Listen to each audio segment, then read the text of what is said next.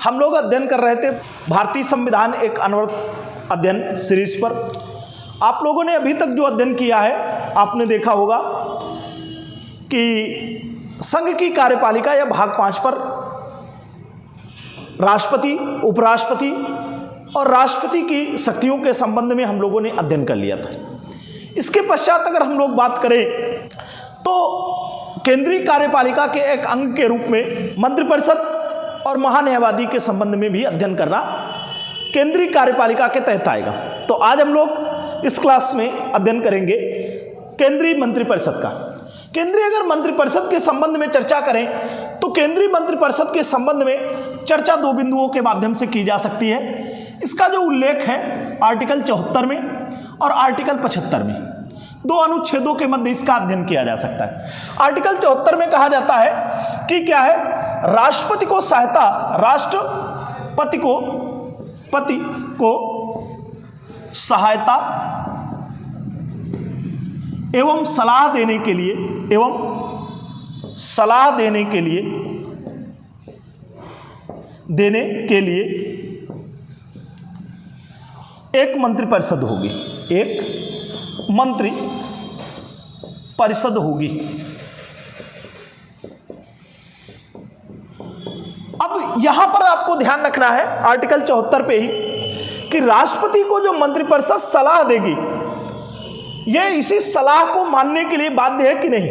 तो यहां पर आपको 2 कॉन्स्टिट्यूशन अमेंडमेंट, 42वां संविधान संशोधन 1976 ध्यान रखना है और 44वां संविधान संशोधन 1978 ध्यान रखना है। ये 2 संविधान संशोधन, इसके द्वारा क्या किया गया, आप जैसा कि जानते हैं 1975 में इंदिरा गांधी के समय आंतरिक अशांति के आधार पर हिंदुस्तान में तीसरी बार आपातकाल लागू किया गया था। पहली बार जब आपातकाल लागू किया गया है 1962 में जब आपने देखा था आपातकाल लागू किया गया है, उस समय की अगर स्थितियों को देखें तो चाइना ने हिंदुस्तान पर आक्रमण किया था। उसके बाद अगर हम लोग बात करें 1971 की, तो 1971 में पाकिस्तान के द्वारा आक्रमण किया गया था और पाकिस्तान के आक्रमण के समय भी क्या किया गया था, आपातकाल 1971 में लगाया गया था। तीसरा जो आपातकाल लगता है वो आंतरिक अशांति के आधार पर लगता है। इसके पश्चात देखते हैं कि प्रधानमंत्री ने बहुत सारी शक्तियों पर शिकंजा कसने का प्रयास किया था और उस शिकंजा कसने की कड़ी में एक ये अमेंडमेंट भी आप पढ़ते हैं 42वां संविधान संशोधन 1976, और इसके द्वारा क्या किया गया, राष्ट्रपति को जो सलाह दी जाएगी वो सलाह मानने के लिए राष्ट्रपति बाध्य कर दिया गया।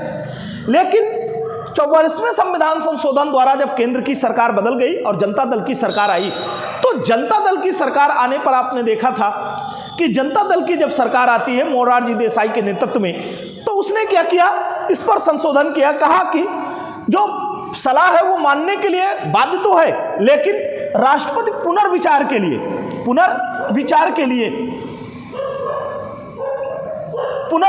लिए मंत्रिपरिषद को वापस कर सकता है कि जो उसने सलाह दी है, जो परामर्श दिया है, उस पर एक बार पुनर्विचार कर ले। पुनर्विचार के बाद अगर वापस दोबारा राष्ट्रपति को वही सलाह दी जाती है तो राष्ट्रपति ऐसी सलाह को मानने के लिए पुनर्विचार के बाद मान्य बाध्य है। तो बाध्यता है, एक तो प्रथम दृष्टया बाध्य है और बाध्यता के पश्चात पुनर्विचार के बाद बाध्यता का प्रावधान, पुनर्विचार के बाद बाध्य है। यह 44वें संविधान संशोधन 1978 द्वारा किया गया। तो आप इसको देखते हैं, एक इसी का एक पहलू और देख लेंगे दूसरे बिंदु पर कि राष्ट्रपति को सहायता और सलाह देने के लिए एक मंत्रिपरिषद होगी और इस मंत्रिपरिषद के द्वारा जो सलाह दी जाएगी उसके संबंध में अगर हम लोग बात करें तो इसका एक 74 का दूसरा पार्ट मान तो ये हो गया।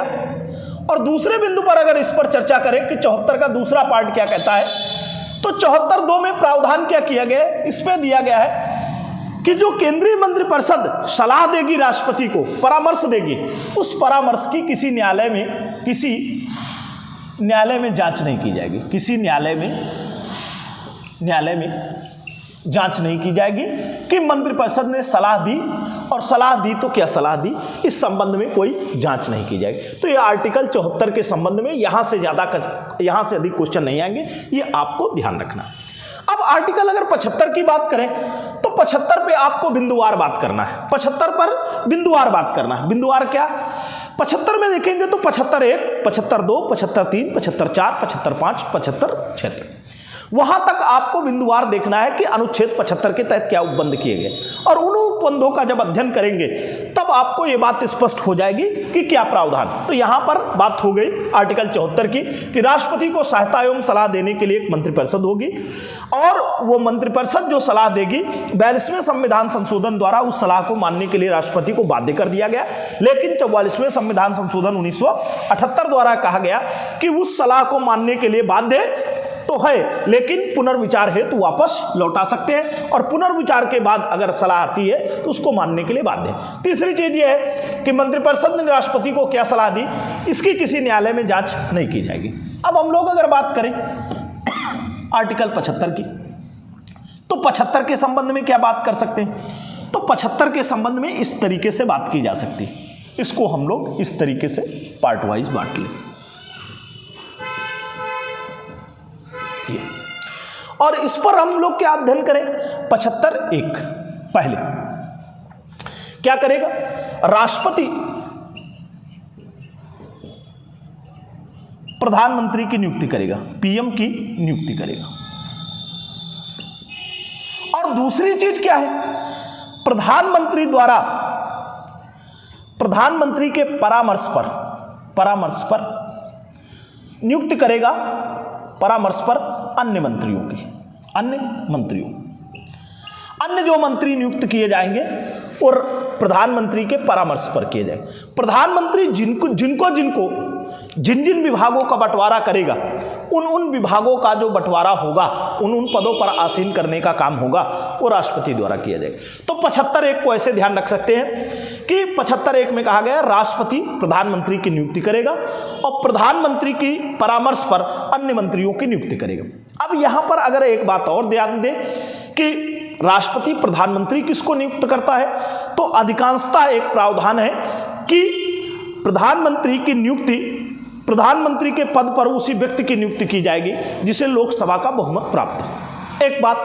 दूसरे बिंदु पर अगर हम लोग बात करें तो यहां ध्यान रखना है 75(1) इसका एक का पार्ट मान लेते हैं, का 75(1) का। इस पे क्या है? इस पे कहा गया है कि मंत्रिपरिषद जो होगी, मंत्रिपरिषद का प्रावधान क्या होगा, मंत्रिपरिषद का आकार क्या होगा। आकार की बात आती है कि इसका आकार कितना होगा, तो यहां पर ध्यान रखेंगे एक कॉन्स्टिट्यूशन अमेंडमेंट बहुत चर्चित है, 91वां संविधान 2003। इस 91वें संविधान संशोधन 2003 के द्वारा प्रावधान किया गया कि जो प्रधानमंत्री सहित मंत्रियों की संख्या होगी, पीएम सहित मंत्रियों की जो संख्या होगी, ये मंत्रियों की संख्या मैक्सिमम कितनी हो सकती है, मैक्सिमम कितनी? तो मैक्सिमम जो ये संख्या पीएम सहित मंत्रियों की होगी वो लोकसभा की कुल संख्या का 15% होगी। कितना होगी? लोकसभा की कुल संख्या का 15%। और अगर मिनिमम की बात करें, मिनिमम कितना हो सकता है, तो ये संख्या 12 हो जाएगी। यहां पर आपको ध्यान रखना है कि ये 12% में, प्रतिशत में नहीं है। लोकसभा में क्या होता है, लोकसभा की 15% संख्या होगी। और मिनिमम की बात करें तो मिनिमम में संख्या, न्यूनतम में संख्या कितनी होगी? 12 मंत्री हो सकते हैं, इससे कम नहीं होंगे। और लोकसभा की कुल सदस्य संख्या के 15% से अधिक मंत्री नहीं होंगे।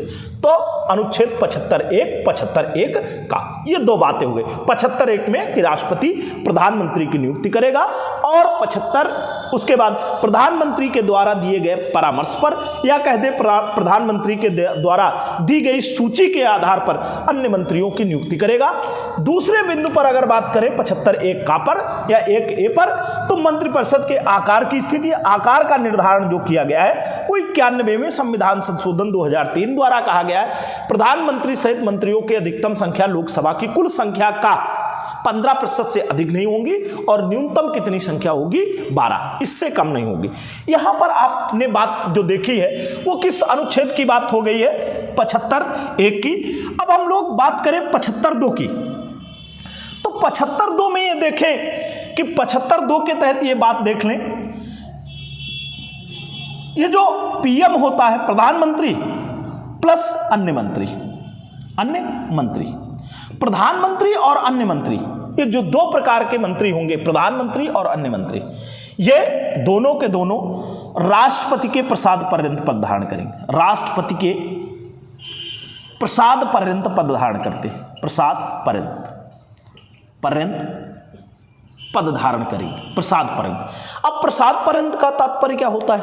उसकी इच्छा पर डिपेंड करता है कि ये कितने समय तक पद धारण करेंगे। ये आपको बात 75(2) में ध्यान रखनी। 75(3) की बात करें तो 75(3) में क्या प्रावधान है? ये जो मंत्रिपरिषद होगी, मंत्रिपरिषद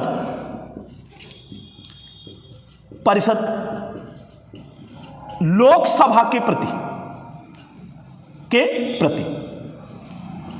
सामूहिक रूप से उत्तरदायी होगी। सामूहिक रूप से उत्तरदायी होगी, उत्तरदायी होगी, ये ध्यान रखना। अब आखिर ऐसा क्यों है? तो अभी आप चल करके आगे पढ़ेंगे कि मंत्रिपरिषद का कार्यकाल क्या होता। तो मंत्रिपरिषद को कोई निश्चित कार्यकाल नहीं होता। उसका कार्यकाल तब तक बना रहेगा जब तक उसे लोकसभा में बहुमत प्राप्त है या लोकसभा में विश्वास मत प्राप्त है। तो यह ध्यान रखना है कि मंत्रिपरिषद किसके प्रति उत्तरदायी होती है या किसके प्रति सामूहिक रूप से उत्तरदायी होती है। तो ये ध्यान रखेंगे, अनुच्छेद 75(3) में प्रावधान किया गया कि मंत्रिपरिषद सामूहिक रूप से किसके, लोकसभा के प्रति सामूहिक रूप से उत्तरदायी होती है। ये बात हो गई हम लोगों की, क्या कहते हैं, 75(3) में। अब 75(4) में बात करें तो ये जो मंत्री और प्रधानमंत्री हैं ये शपथ ग्रहण करेंगे। ये मंत्री और प्रधानमंत्री शपथ ग्रहण करेंगे। शपथ, और शपथ कौन? ये पीएम और अन्य मंत्री। और पीएम और अन्य मंत्री जो शपथ ग्रहण करते हैं ये दो तरीके की शपथ ग्रहण करेंगे, एक पद की और एक गोपनीयता की। गोपनीयता की। और ये जो पद एवं गोपनीयता की शपथ ग्रहण करते हैं वो किसके समक्ष ग्रहण करते हैं? तो यहां पर आपको ध्यान रखना है, ये जो पद एवं गोपनीयता की शपथ ग्रहण करेंगे वो राष्ट्रपति के समक्ष ग्रहण करेंगे। राष्ट्रपति के समक्ष। और राष्ट्रपति के समक्ष जो शपथ ग्रहण करेंगे इसकी क्या स्थिति है? राष्ट्रपति के समक्ष जो शपथ ग्रहण होगी उस शपथ ग्रहण की स्थिति क्या होगी? उसका प्रारूप वही होगा जो तीसरी अनुसूची में दिया गया है। तो यहां पर ध्यान रखना है 75(4) में। 75(4) में क्या प्रावधान है कि प्रधानमंत्री सहित अन्य मंत्री जो शपथ ग्रहण करेंगे वो शपथ ग्रहण कैसे करेंगे? तो शपथ ग्रहण करने का प्रावधान यह है कि राष्ट्रपति के समक्ष पद या गोपनीयता की शपथ ग्रहण करेंगे और वो जो शपथ ग्रहण करेंगे उस शपथ ग्रहण का प्रारूप वही होगा जो तीसरी अनुसूची में दिया गया।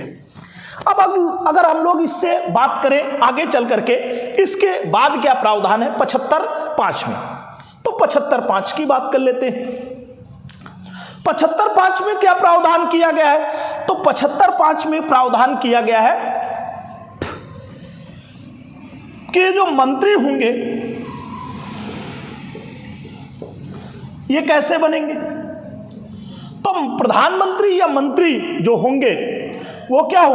पीएम या मंत्री जो होंगे वो क्या हो? या तो लोकसभा के सदस्य हो और या तो राज्यसभा के सदस्य हो। अगर इन दोनों सदनों के सदस्य नहीं है तो क्या किसी को प्रधानमंत्री और मंत्री बनाया जा सकता है? तो आपका आंसर होना चाहिए हाँ। आपको ध्यान रखना है कि अगर कोई लोकसभा या राज्यसभा का सदस्य नहीं भी है तब क्या वो प्रधानमंत्री या मंत्री बन सकता है? तो आपका आंसर होगा हाँ। और कब तक? ये 6 माह तक हो सकते। 6 माह के अंदर अगर इन्होंने पुनः लोकसभा या राज्यसभा के अंदर या लोकसभा या राज्यसभा की सदस्यता दोनों सदनों में से किसी सदन की सदस्यता ग्रहण नहीं की तो इनका पद छीन लिया जाएगा, इनका पद समाप्त हो जाएगा। तो यहां ध्यान रखेंगे प्रधानमंत्री या मंत्री जो बनेंगे कैसे? तो वही व्यक्ति बनेगा जो लोकसभा या राज्यसभा का सदस्य हो। अन्यथा ऐसे किसी भी व्यक्ति को बनाया जा सकता जो किसी सदन का सदस्य नहीं है किंतु उसे 6 माह के अंदर किसी न किसी सदन का सदस्य बनना आवश्यक होगा। अब अब इसके बाद अगर हम लोग बात करें कि मंत्रियों के वेतन या भत्ते क्या होंगे, तो मंत्रियों के वेतन व भत्ते जो निर्धारित होते हैं वो संसद द्वारा निर्धारित किए जाते हैं। मंत्रियों के वेतन और भत्तों की बात करें तो मंत्रियों के वेतन और भत्ते, मंत्रियों के वेतन और भत्ते, ये वेतन और भत्ते कैसे, तो वेतन और भत्तों का निर्धारण दूसरी अनुसूची के तहत दिया जाता है और संसद द्वारा अवधारित या निर्धारित किया जाता है। संसद द्वारा नियत वेतन या भत्ते प्राप्त होते हैं जो दूसरी अनुसूची में दिए गए। तो यहां से आपको यह ध्यान रखना है कि अनुच्छेद 75 में अनुच्छेद 75(1), 75(2), 75(3), 75(4), 75(5) ये पार्ट वाइज प्रावधान दिए गए हैं और इस पे खासकर आपसे जो बार बार प्रश्न किया गया है वो प्रश्न किया गया है अनुच्छेद 75(3) पर कि मंत्रिपरिषद सामूहिक रूप से किसके प्रति उत्तरदायी होती है, तो आपको ध्यान रखना है लोकसभा के प्रति उत्तरदायी होती है। अब हम लोग आगे देखते हैं कि मंत्रिपरिषद की स्थिति क्या होती है, मंत्रिपरिषद किस तरीके से कार्य करती है। अगर इस संबंध पर चर्चा करें तो इस संबंध पर चर्चा करने से पूर्व एक चित्र आपको जानने की जरूरत है। ये आप यहां पर देख लें, ये पीएम, एक और यहां पर कैबिनेट स्तर के जो मंत्री होते हैं, एक और आगे चल करके देख लें, इनकी सहायता करने वाले राज्य मंत्री होते हैं और इसके पश्चात अगर आप देखेंगे तो यहां से आप ये कर सकते हैं उपमंत्री, मंत्री। अब यहां पर आपको ध्यान रखना है, ये दो बिंदुओं को कोड करके ध्यान रखना है कि ये जो इतनी स्थिति है कि पीएम और कैबिनेट, ये यहां से पीएम और कैबिनेट, इसे क्या कहते हैं, तो इसे कहते हैं मंत्रिमंडल, मंत्रिमंडल। और अगर दूसरी बात करें, यहां से हम लोग बात करें ये इतना कि जिसमें प्रधानमंत्री, कैबिनेट, राज्य मंत्री और उपमंत्री ये सभी शामिल हो, उसको मंत्रिपरिषद कहते हैं, परिषद, मंत्रिपरिषद। तो मंत्रिमंडल में कौन कौन आता है, केवल प्रधानमंत्री और कैबिनेट आता है, और जबकि मंत्रिपरिषद के अंतर्गत पीएम, कैबिनेट, राज्य मंत्री और उपमंत्री सभी के सभी आते हैं। एक लॉर्ड मार्ले जी हैं, तो लॉर्ड मार्ले जी बोलते हैं, क्या बोलते हैं, वो सामूहिक उत्तरदायित्व की बात करते हैं। यहां पर अगर हम लोग देखें लॉर्ड मार्ले जी का सेंटेंस, मार्ले ये एक ब्रिटिश विचारक हैं, इन्होंने कहा कि मंत्रिपरिषद के सदस्य, मंत्री परिषद के सदस्य एक साथ तैरते हैं और एक साथ डूबते। अब इसका सेंटेंस का मतलब क्या है, यहां पर आपको ध्यान देने की जरूरत है। इन्होंने कहा मंत्रिपरिषद के सदस्य एक साथ तैरते हैं और एक साथ डूबते। यहां पर यह ध्यान रखना है कि अगर मंत्रिपरिषद में किसी एक मंत्री के खिलाफ अविश्वास प्रस्ताव पारित हो जाता है या कोई एक मंत्री मंत्रिपरिषद द्वारा लिए गए निर्णय से असंतुष्ट है, तो या तो वो त्याग पत्र दे दे, वरना उसको वहां पर रहने का अधिकार नहीं है। अर्थात एक भी मंत्री के खिलाफ यदि अविश्वास प्रस्ताव पारित हो जाता है तो समूची मंत्रिपरिषद को त्याग पत्र देना पड़ता है। अब रही बात परिषद का कार्यकाल क्या होगा, अगर यहां पर हम बात करें कि मंत्रिपरिषद का कार्यकाल क्या होगा, कार्यकाल क्या होगा, तो इस कार्यकाल की अगर बात करें तो मंत्रिपरिषद का कार्यकाल निश्चित नहीं होता है। क्या होता है, निश्चित नहीं होता, नहीं होता। अब निश्चित नहीं होता तो क्या होता है, तो क्या होगा, या तब क्या कंडीशन बनेगी, तो ये लोकसभा के विश्वास पर, लोकसभा के विश्वास पर निर्भर करता है, विश्वास पर निर्भर करता है, विश्वास पर निर्भर करता है। किस पर निर्भर करता है, कार्यकाल निश्चित नहीं होता, बल्कि ये लोकसभा के विश्वास पर निर्भर करता है कि जब तक लोकसभा में मंत्रिपरिषद को विश्वास मत हासिल है तब तक वो बनी रहेगी। अब यहां पर बात करें हम मंत्रिमंडल की। मंत्रिमंडल क्या है? तो मंत्रिमंडल के लिए एक ग्लैडस्टोन विचारक हैं, ग्लैडस्टोन नाम के एक विचारक हुए। उन्होंने कहा कि कैबिनेट या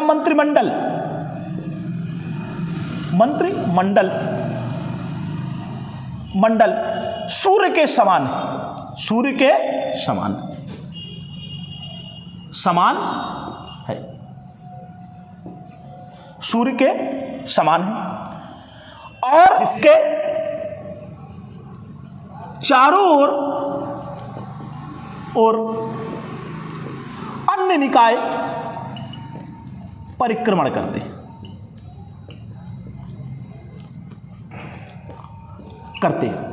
अब इसका मतलब करते हैं, इसका मतलब डिफाइन कर लेते हैं क्या है। यहां पर ध्यान रखना है, और ये मंत्रिमंडल को क्या किया गया है? मंत्रिपरिषद का हृदय बताया गया। मंत्रिपरिषद का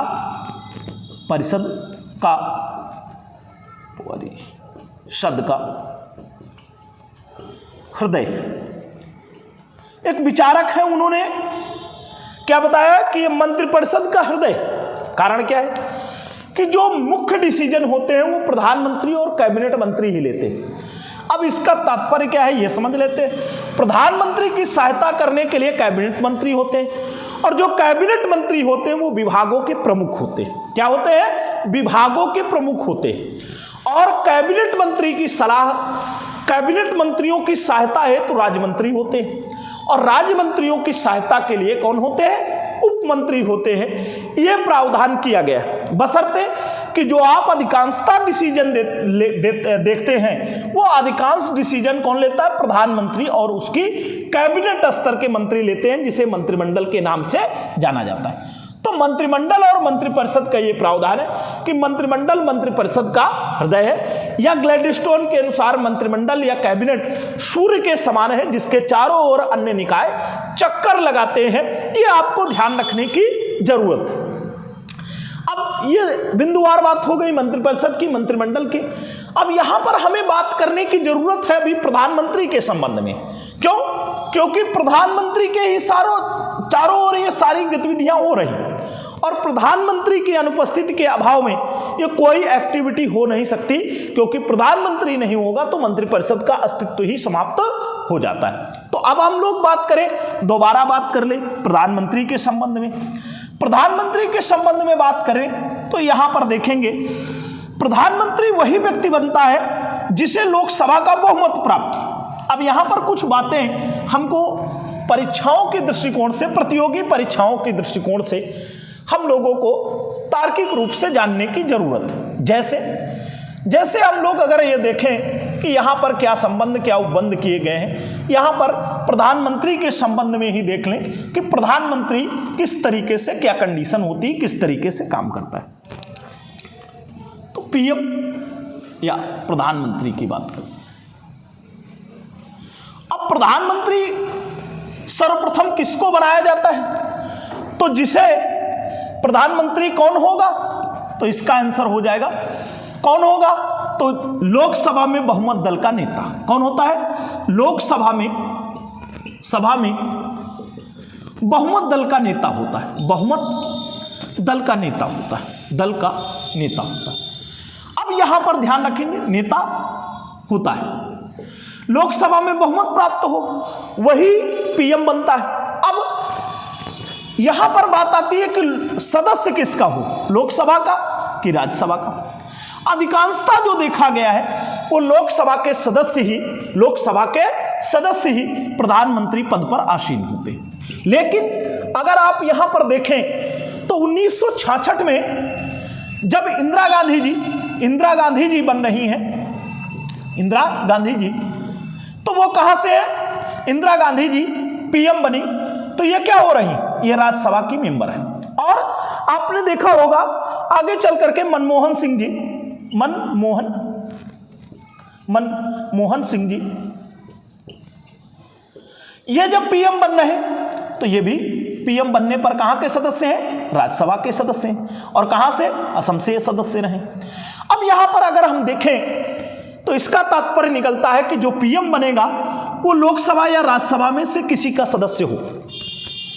अब यहां पर मैं फिर आपको एक बात बताता हूं और उसी बिंदु को आपको कोड करके रखना है कि लोकसभा या राज्यसभा का सदस्य हो तब भी ठीक है, और अगर लोकसभा या राज्यसभा का सदस्य ना हो तब भी कोई व्यक्ति पीएम बन सकता है। तब कैसे पीएम बन सकता है? तब पीएम वही बनेगा जिसे लोकसभा में बहुमत प्राप्त हो। तो लोकसभा में बहुमत प्राप्त हो लेकिन किसी सदन का सदस्य नहीं, तब उसकी कंडीशन क्या होगी? तब उसे 6 माह के अंदर किसी न किसी सदन का सदस्य होना अनिवार्य है। अगर वो सदन का सदस्य नहीं हो पाएगा, ना लोकसभा या राज्यसभा का, तो वो प्रधानमंत्री किसी मंत्री पद पर नहीं रह पाएगा। तो ये ध्यान रखना है 2 बातें। यहां पर कोई अनिवार्यता नहीं है कि लोकसभा का ही सदस्य हो, लोकसभा का सदस्य हो या राज्यसभा का सदस्य हो, बशर्ते कि उसे लोकसभा में बहुमत प्राप्त हो। ऐसे व्यक्ति को ही पीएम बनाया जाता है, अन्य किसी व्यक्ति को पीएम नहीं बनाया जा सकता। अब अगर हम लोग बात करें कि प्रधानमंत्री की शक्तियां क्या होती हैं, प्रधानमंत्री के लिए कंडीशन क्या है, तो प्रधानमंत्री या इनके कार्यकाल की अगर बात करें तो प्रधानमंत्री सैद्धांतिक रूप से देखेंगे तो राष्ट्रपति के प्रसाद पर्यंत पद धारण करता है। इसके कार्यकाल की अगर बात करें, कार्यकाल की, तो कार्यकाल में 2 कंडीशन है, एक सैद्धांतिक और एक व्यवहारिक। हम अगर सैद्धांतिक बात करें कि सैद्धांतिक रूप से कार्यकाल क्या होगा, तो सैद्धांतिक रूप तो यही कहता है कि राष्ट्रपति के प्रसाद पर्यंत पद धारण करता है, राष्ट्रपति के प्रसाद पर्यंत पद धारण करता है, प्रसाद पर्यंत पद धारण करता है। दूसरी कंडीशन अगर हम देखें कि राष्ट्रपति के प्रसाद पर्यंत धारण करता है, व्यवहारिक में देखें क्या है, व्यवहारिक कंडीशन क्या है, तो कोई व्यक्ति पीएम पद पर तब तक रहेगा जब तक उसे क्या है, जब तक विश्वास मत हासिल है या विश्वास आती है। और विश्वास किसका? लोकसभा का। लोकसभा में वो जब तक बहुमत दल का नेता बना रहेगा। तो लोकसभा कब तक होती है? लोकसभा का कार्यकाल कितना होता है? 5 वर्ष। तो सामान्यतः अगर कोई पीएम बनेगा तो उसका कार्यकाल मैक्सिमम कितना हो सकता है? तो कितना हो सकता है? लोकसभा के कार्यकाल के बराबर। कितना हो सकता है? 5 वर्ष तक का कार्यकाल हो सकता है, इससे अधिक का कार्यकाल नहीं होगा। अब अगर बात करें प्रधानमंत्री के कार्य और अधिकारों की या कर्तव्य और अधिकारों की, तो वहां पर चल करके अगर हम लोग अध्ययन करें कि प्रधानमंत्री के अधिकार या कर्तव्य क्या होते हैं, तो प्रधानमंत्री क्या करता है, किस तरीके से कार्य करता है, इस संबंध में अगर चर्चा करें तो उस चर्चा पर देखेंगे प्रधानमंत्री के अधिकार और कर्तव्य। अधिकार और कर्तव्य। अब अधिकारों और कर्तव्यों की बात करें तो यह क्या होता है? लोकसभा में बहुमत दल का नेता होता है, बहुमत दल का नेता होता है।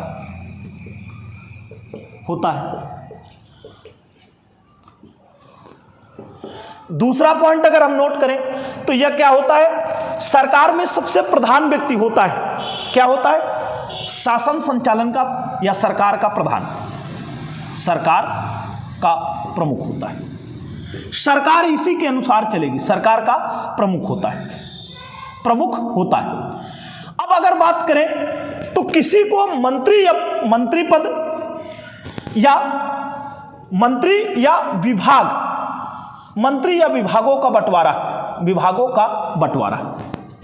बंटवारा इसी के द्वारा किया जाता है। तीसरी अगर बात देखें तो मंत्रिपरिषद या कह सकते हैं मंत्रिमंडल की बैठकों की अध्यक्षता करता है।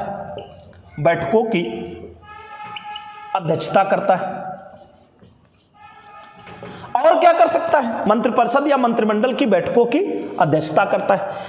और अगर हम देखें और क्या शक्तियां हैं, तो जो भी डिसीजन लिए जाते हैं इसी के द्वारा लिए जाते हैं। तीसरी चीज, हमारे देश की जो विदेश नीति होती, विदेश नीति का निर्धारण, यह विदेश नीति का जो निर्धारण किया जाता है वो भी प्रधानमंत्री ही द्वारा किया जाता है। अब अगर इसके बाद देखें प्रधानमंत्री की कंडीशन पर क्या है, अगर ये त्यागपत्र दे दे एक या फिर क्या करे, मृत्यु हो जाए इसकी, या फिर और क्या कंडीशन है कि अपदस्थ कर दिया जाए, पदच्युत हो जाए। अगर ये कंडीशन, ये तीनों कंडीशन अगर कोई आ जाए, त्यागपत्र दे दे, मृत्यु दे दे, ये तो क्या होता है कि समूची मंत्रिपरिषद क्या हो जाती, भंग हो जाती, मंत्रिपरिषद भंग हो जाती। अब अगर यहां पर और क्या देखें, और क्या कंडीशन होती है, तो कंडीशन क्या है, प्रधानमंत्री जो होता है ये मंत्रिपरिषद और राष्ट्रपति के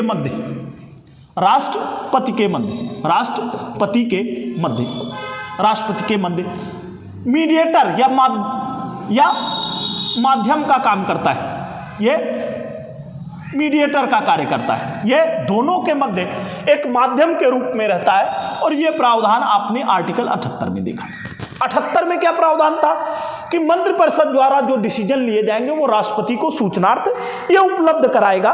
ये हो गई बात प्रधानमंत्री की शक्तियों की और प्रधानमंत्री के पद तक, ये आपका एक विवरण कंप्लीट होता है केंद्रीय मंत्रिपरिषद का। अब यहाँ पर हम लोग देखें, एक चर्चा सुनने को मिलती है अधिकांशतः उप प्रधानमंत्री के पद की बात, तो कुछ समय में 2-4 मिनट में उसको भी देख लेते हैं। उप प्रधानमंत्री के पद की क्या स्थिति है, उसका क्या पद है, उसकी क्या स्थितियां हैं, तो उप प्रधानमंत्री के संबंध में चर्चा करते हैं। देखिएगा, उप प्रधानमंत्री का पद संवैधानिक पद नहीं, उप प्रधानमंत्री। अब देखेंगे यहां उप प्रधानमंत्री के संबंध में देखें तो पहली चीज, यह पद संवैधानिक नहीं है, संवैधानिक नहीं।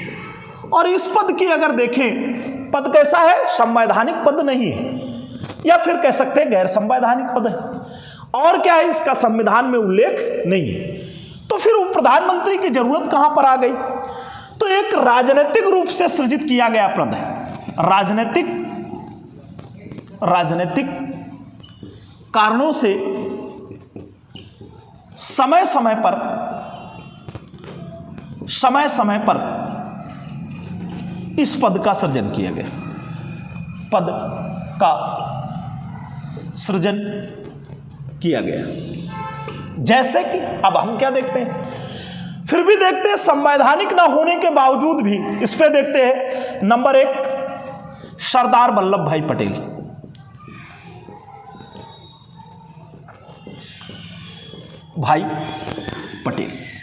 सरदार वल्लभ भाई पटेल को देश का पहला उप प्रधानमंत्री बनाया गया था। दूसरे बिंदु पर अगर देखें, दूसरी बार इसको किसको बनाया गया, तो मोरारजी देसाई को, मोरारजी देसाई, इनको उप प्रधानमंत्री बनाया गया। तीसरी बात अगर देखें, जगजीवन राम को उप प्रधानमंत्री बनाया गया। चौथी बार अगर देखें तो चौधरी चरण सिंह।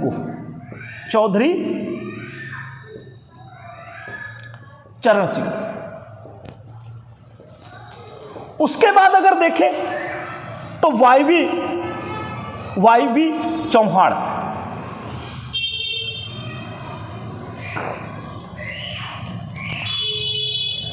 चौहान को बनाया गया। इसके बाद अगर देखें तो चौधरी देवीलाल को बनाया गया,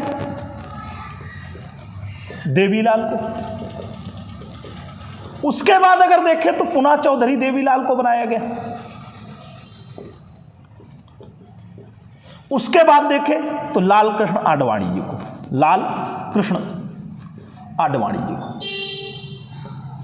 ये अभी तक क्या है, आप अगर इसको देखेंगे तो ये 8 लोग इस पद पर नियुक्त किए जा चुके हैं।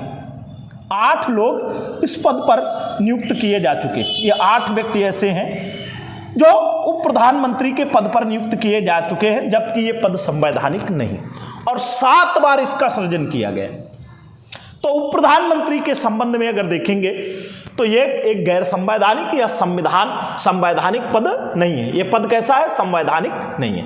इसको राजनीतिक कारणों से समय समय पर इस पद का सृजन किया गया और इस पद पर यह व्यक्ति, जैसे प्रथम दृष्टया भारत के प्रथम प्रधानमंत्री सरदार वल्लभ भाई पटेल, द्वितीय पद पर मोरारजी देसाई, तीसरी बार जगजीवन राम, चौधरी चरण सिंह, वाईवी चौहान, चौधरी देवीलाल और लाल कृष्ण आडवाणी, इन व्यक्तियों को इस पद पर आसीन किया गया है समय समय पर। और ये इसलिए किया जाता है, आज भी जैसे देखेंगे उत्तर प्रदेश सरकार ने दो उप मुख्यमंत्री बना रखे, तो एक राजनीतिक कारण है। उप मुख्यमंत्री का पद कोई संवैधानिक पद नहीं है, बशर्ते कोई वो राजनीतिक समायोजन हेतु कि एक राजनीतिक संतुष्टि हेतु, क्योंकि ना तो इस पद की कोई शक्तियां विशेष है और ना ही इस पद का कोई विशेष तात्पर्य निकलता है, बशर्ते एक राजनीतिक हम कह लिया जाए कि कुछ लोगों की मानसिक संतुष्टि के लिए या लोगों के समायोजन हेतु इस पद का समय समय पर सृजन किया जाता है। इसके पश्चात हम लोग अध्ययन करेंगे अगली क्लास में महान्यायवादी का।